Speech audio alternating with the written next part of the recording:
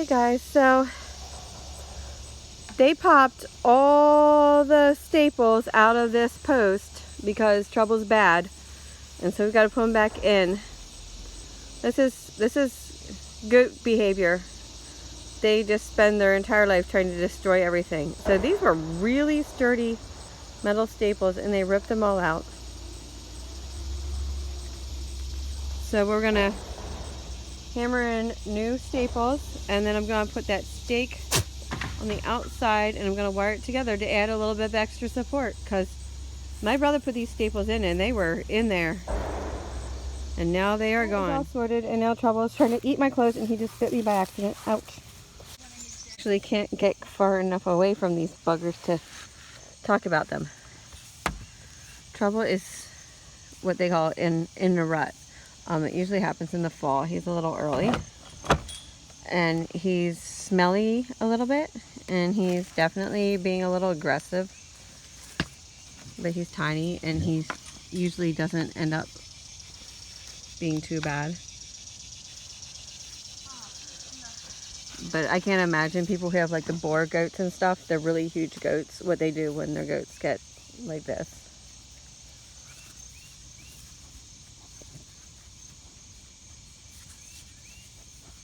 He's itchy, and he doesn't pay attention a lot of times to what his horns are doing when he's itchy, so I have to watch him. And this is bad. Don't ever start scratching your goat between their ears like this, between the horns like this, because it leads to pushy behavior. Do not eat, Mommy. Those are new pants. They already smell like nasty goat.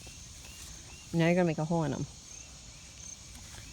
He's just really acting up the past couple of days, and that's a typical behavior when you're in rut.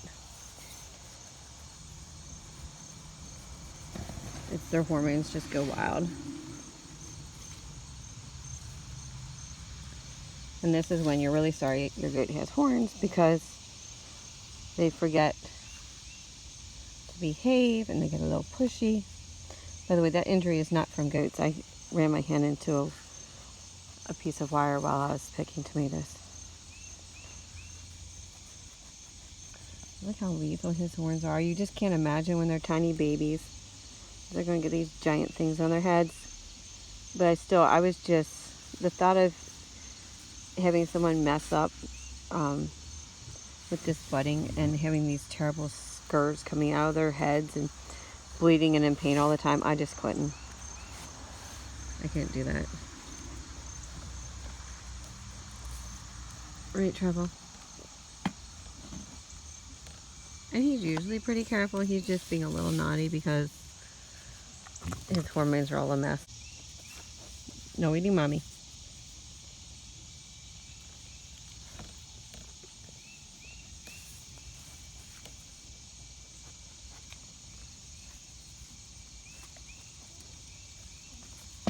No, I'll watch your horns.